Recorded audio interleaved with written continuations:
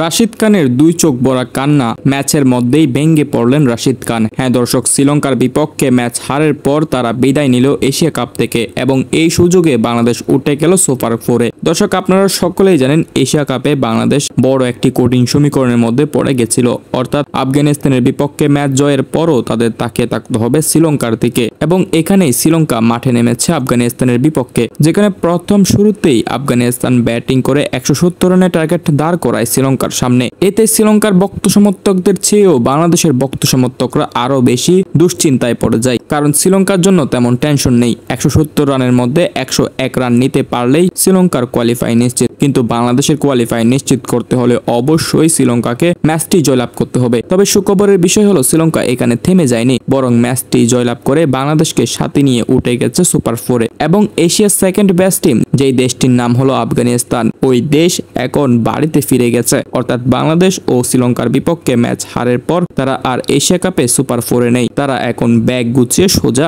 আফগানিস্তানে রওনা দিবে।